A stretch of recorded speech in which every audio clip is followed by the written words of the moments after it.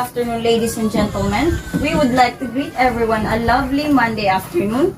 Why don't we make this afternoon not just wonderful but also a day full of learning? Yeah, you know, we're anticipated long enough for this day to come. But anticipation comes with pain, talking efforts, sleepless nights, and wishful thoughts now come into reality. So what's we're waiting for? The long wait is so near. Is so over, On behalf of BSED Filipino 1B class, we welcome you to our seminar entitled Citizenship Training. So now, may we request every one of you to rise for our national anthem to be followed by the Zamboanga Hermosa Hymn. Bayan, ang pambansang awit ng Pilipinas. Kayang mag-ibig, nagsasaksilang halan, halan ng puso, sa bibig mo'y buhay. Lumang hinilang, tulad ng mag-ibig, sa mandulubing, di na magsisingin. Sabi mo, nagsasaksilang, sa langit ang lugar, ay nagkakalang, tawid sa pagkayang minamahal, ang isang lang matawag, ulit ang tunay na nag-iibig, bakit tuwing at parang na kailan mo ngayon ibigin, lumalaw ng marami pagsikaw, ay langit sa piling mo, ang inigaya naman ay maraming namamatay ng dahil sa'yo.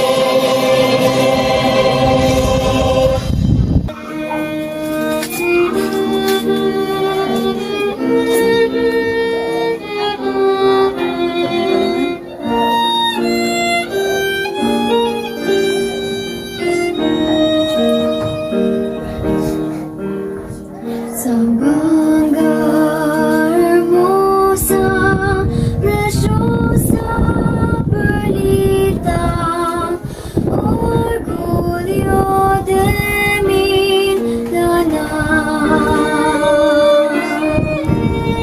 Sus bellas deladas son las que mosean tu deliciosa ciudad. Flores de amores te adornan su jardín. Eres la imagen de bello Edén. Zamboanga hermosa, preciosa, perlita, orgullo de Mindanao. Flores de amores te adornan su jardín. Eres la imagen de bello Edén. Zamboanga hermosa, preciosa, perlita, orgullo de Mindanao.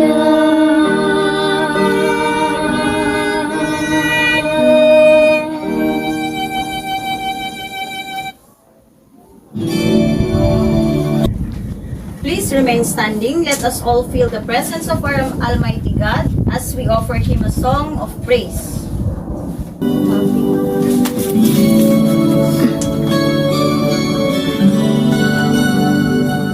I'm so blessed, my Lord, I can see you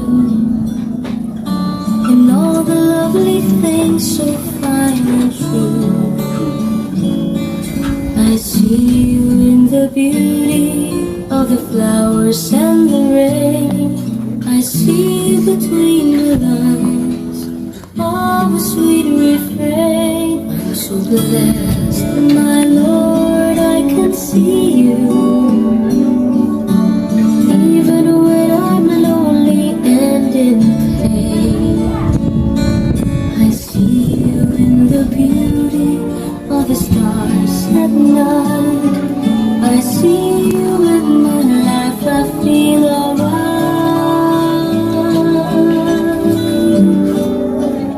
I see you, Lord, in sorrow and in happiness. I see you in the glory of sweet success. I see you, Lord, every hour, every day. I can see you, Lord, whenever I pray.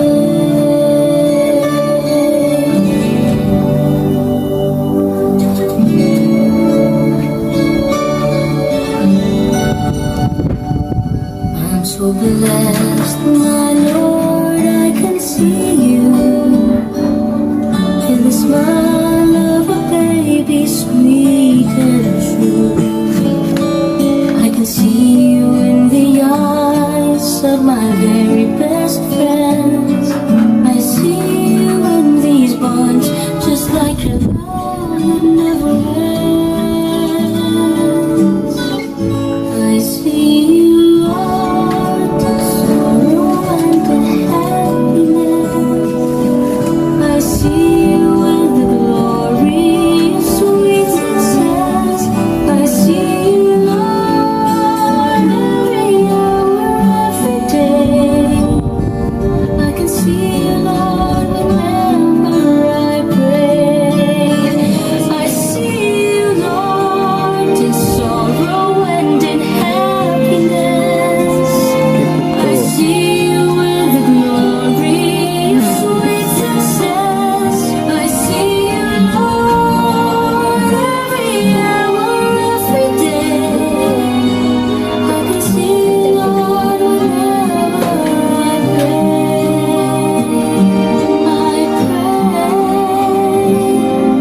I can see you, Lord, whenever I pray.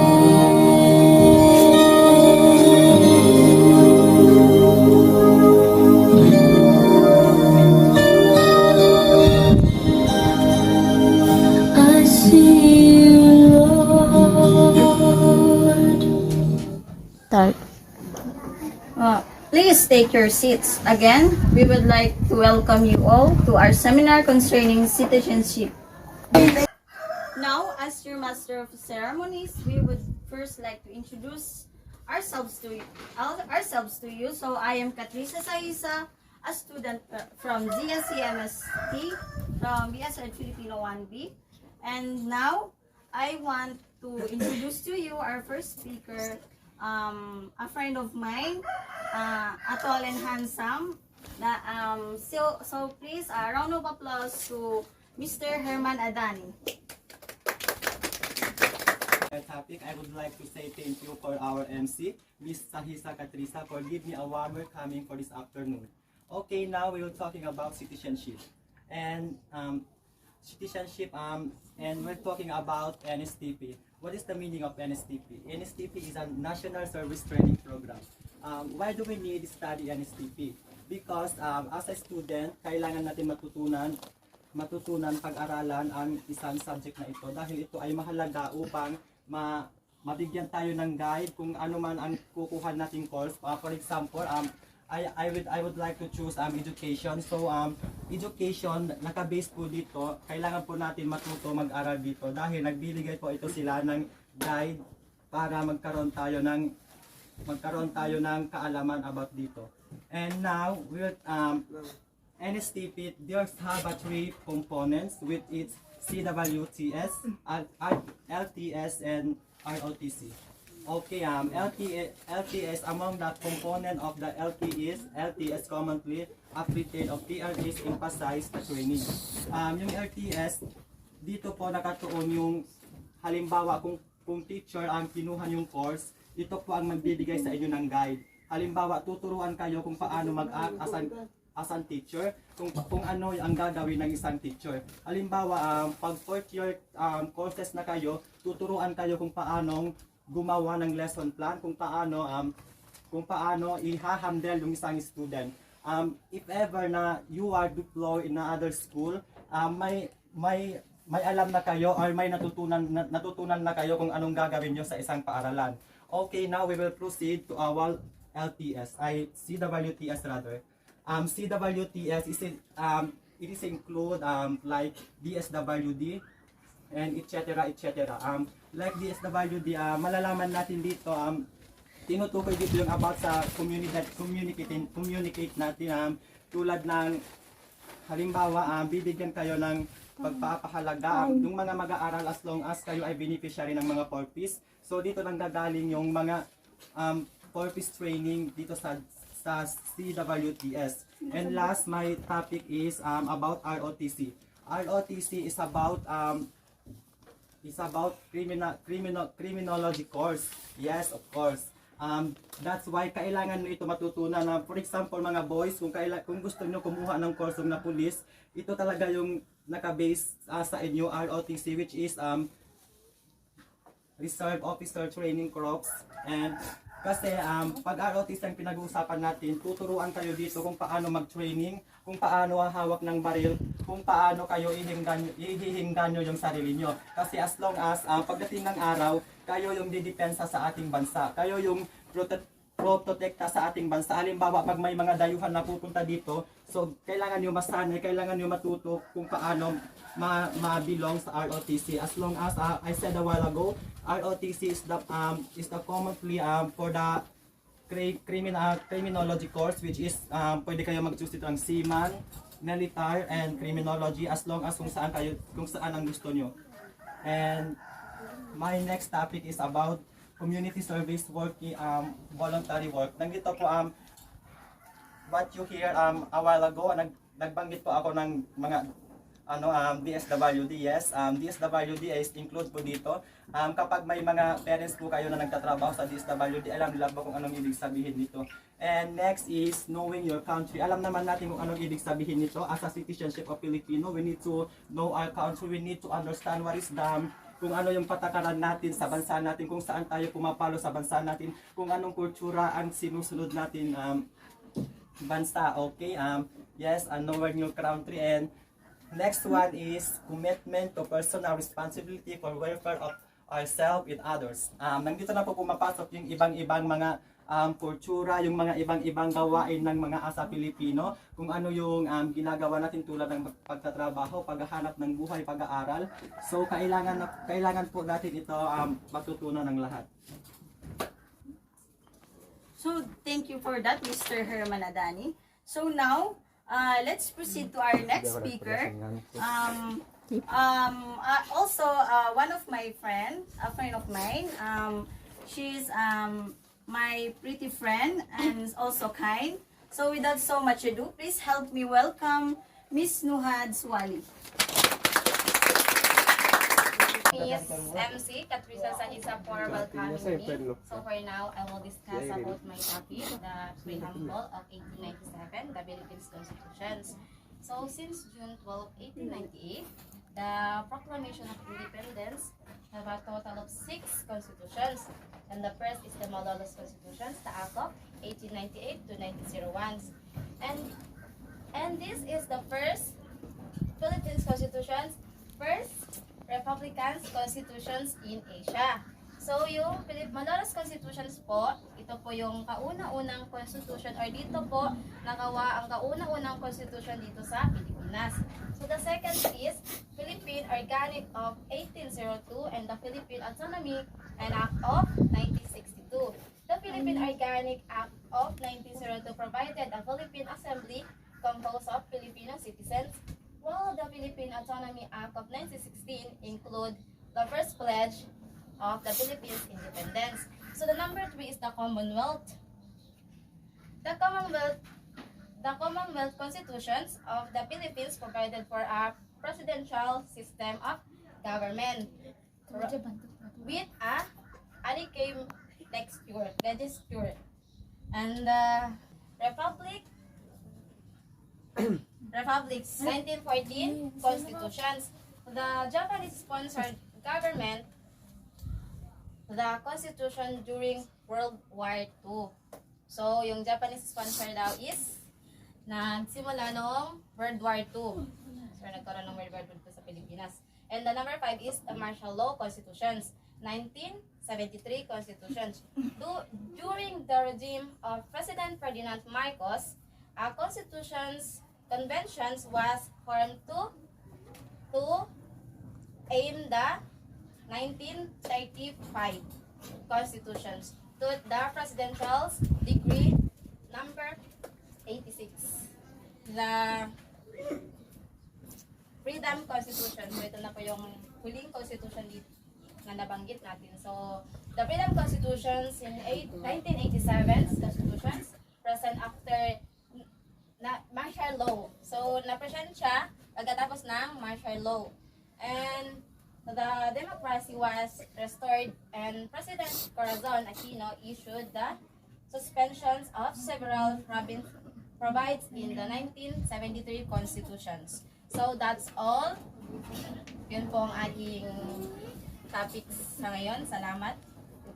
I want to introduce to you our third speaker, no other than also a friend of mine. She is pretty and also kind. No other than Miss Anjang Nuraisa.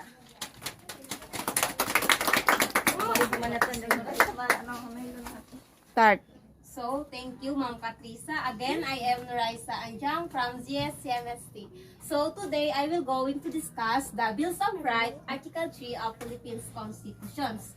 So, it is a declarations and enumerations of persons' rights and privilege which the Constitution is ensured and designed to protect against violations by governments or by individual or groups of individuals.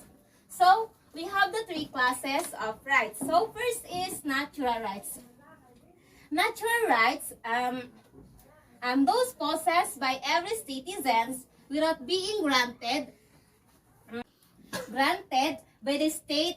They are given summoned by God as a human being and that he may live a happy life. So example, di ba, pinanganak tayo dito sa sa mundo, may karapatan din tayo. So as a students or person, kailangan natin parang ang karapatan nating mabuhay ng payapa. So ang karapatan din natin as a student na makapag-aral, no, and pwede din siya as a student, wala tong bullying, yung walang compare. Yung hindi ba dapat may mataas, may mababa. Dapat same yung tingin natin sa isa't isa. So, yun ang natural rights. So, second is statutory rights. Provide by law, promulgated by the lawmaking body, and consequently, may be abolished by the same body. So, example ng statutory rights. So, example, tapos na ako sa aking pag-aaral. Then, hindi ako nakapasa sa license exam. Tapos, parang may man yan siya. Parang, as a students, pwede na kayo magturo sa private. So parang may yan siya. Parang, may kontrata siya. For example, nagaturo na yan ako sa private. Then, nakapasa na ako sa exam, sa license. So, hindi basta-basta makapagturo ako sa private kapag hindi pa ako tapos sa 2 years na yun. Parang yung sa kontrata na yun. So, and the last is constitutional rights. So, yung constitutional rights conferred and protected by the constitutions. So, may yan siya, may classification of constitutional rights. So, we have a 4. First is political rights. So, any idea about political rights? So, wala. So, yung political rights, the power of participant directly or indirect to the establishments or administrations of the governments. So, di ba may mga talaga yan, di ba dito sa inyo may tumatakbo yan? Mayor, ganyan, conseil. So, as a human, so as a individual, may karapatan tayong pumili kung sino yung bobotohin natin, yung sino talaga yung dapat na bobotohin. So, wala yun, parang wala yung dapat maghahadlang. Nasa sa atin yan, kung sino yung pipiliin natin. So, yun, parang political rights natin yun. Then, the second is civil rights. So, yung civil rights, allow that secure private individuals to to secure enjoyments to their means of happiness. So, di ba, as a person, may mga tao talaga yan. Example, may mag-asawa yung dalawang tao. So, karapatan nilang kumuha ng marriage contract upang sa ganon is example, nagloko yung asawa mo. Dahil sa may marriage contract ka, parang may pruweba talaga na mag-asawa kayo. Di kaya, example, sister, siya, parang isa siyang pulis, tapos asawa ni ma'am, di ba sa yung mga pulis, hindi naman sa lahat, yan sila, parang marami silang kabit-kabit, ganon. So, yung first na yung asawa nila, may karapatan kayong gumawa ng marriage contract upang, for example, gumawa siya ng kasalanan, parang, parang may evidence na yung pangalawa niyang asawa walang karapatan na kunin yung ari-arian. Kasi nga, meron kay ma'am, parang may evidence siya na siya yung first wife, na siya yung legal na asawa ni sir. So, yun ang civil rights. And the next is social economic rights. Wait. And the third is social economic rights. So, intended to ensure the well-being and economic security of an individual. So, as a social and economic rights, so, di ba, as a person, di ba, nabubuhay tayo na kailangan natin ng mabuhay na, syempre, yung may sapat na pagkain, lugar, tirahan, ganyan. So, parang rights natin yun siya kasi napapaloob dito yung social economic rights. So, yun. And the next is, and the last is right of the accused. And the last is rights of the accused. Intended for the protections of a person accused by any crime. So, dito pumapasok, example, may ginawa si sir na example lang naga-drug siya. Example, naga-drug siya. Tapos may nakakita sa kanya na sinabi niya para siya nagdedepensa sa sarili niya. Hindi pwede. Dapat parang may ibang tao na makapagsasabi na hindi yun siya nakagawa or nakagawa man siya. Asa kasi yan, yung right of the accused, hindi pwede yung dinidepensa mong sarili mo. Dapat may tao talaga na pruweba kung ikaw ba't nakagawa nun or hindi. So, that's all. Thank you. So, thank you so much for that, Miss Anjang Noraisa. You're so amazing a while ago. So, our last speaker, the same as the first speaker that I introduced to you. So, he is no other than Mr. Herman Adani. Okay, once again, I'm here again in front of you to tackle this flag. This is the flag of our country, which is the Philippines. Alam naman natin kung anong hawak ngayon. Ito po ang ating sumasagisag sa ating bansa. But girls have many parts of this. Pag nakikita natin, ito po ay madami na nakikita natin sa loob, which is, this is the sun, the 3 stars. Ito po ang 3 stars na to, may pangalan po ito, or may simbolo po sa kanila.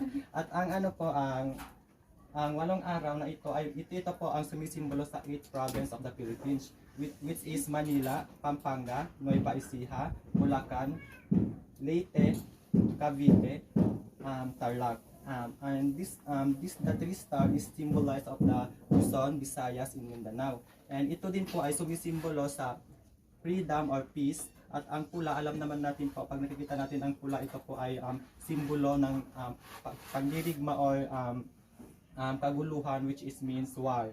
So, kailangan natin po protektahan ang ating Philippines flag because this is the most important in our country. Because as a Filipino citizenship, kailangan po natin pahalagahan kung ano man ang sumisimbolo sa ating bansa.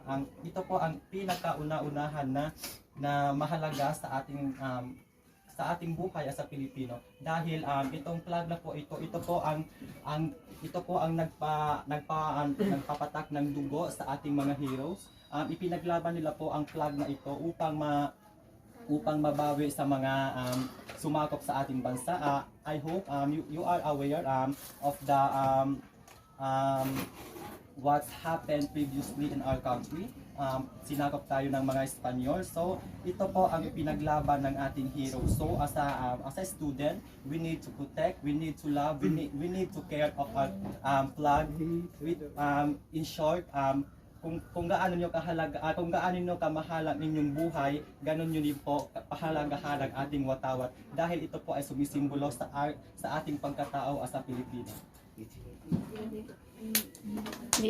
That's all. That's all. Once again, thank you for your cooperation. I hope you gain a lot of lesson.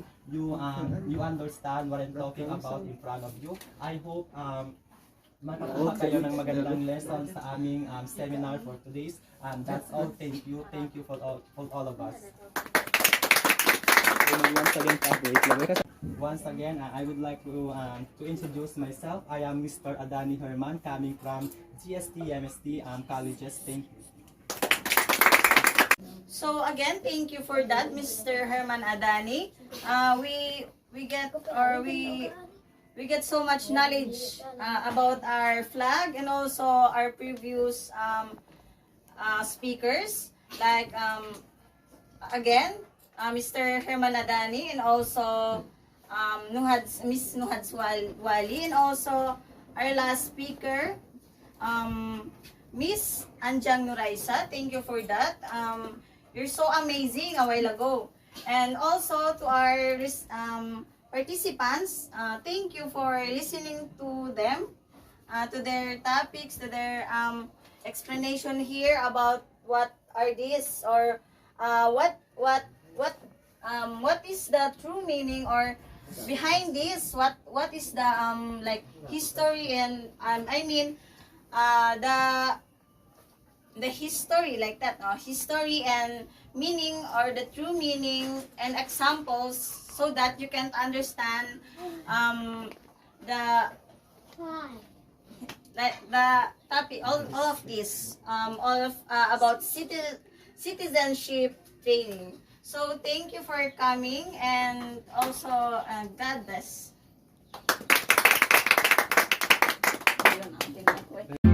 يا من صليت بكل الأنبياء، يا من في قلبك رحمة للناس، يا من ألفت قلوبا بالإسلام، يا حبيبي يا شافعي يا رسول الله، بأمي وأبي فديتك سيدي، صلاة وسلام عليك يا نبي. حبيبي يا محمد أتيت بالسلام والهدى محمد، حبيبي يا محمد يا رحمة للعالمين يا محمد، يا من حليت حياتنا بالإيمان، يا من بجمالك علمت الإحسان،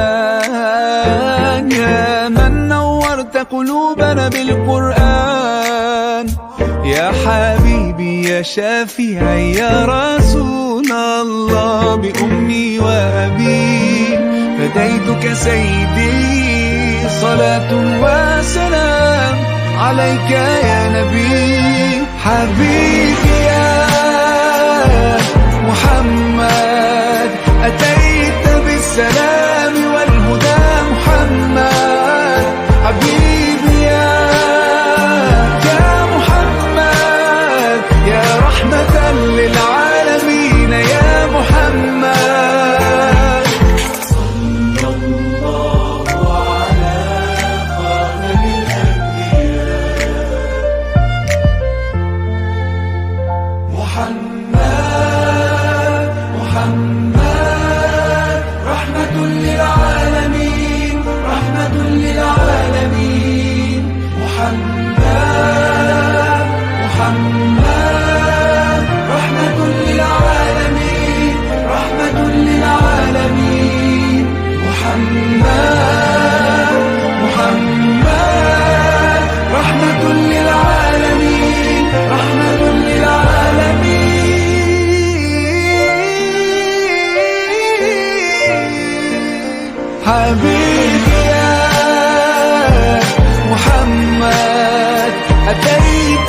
Salamat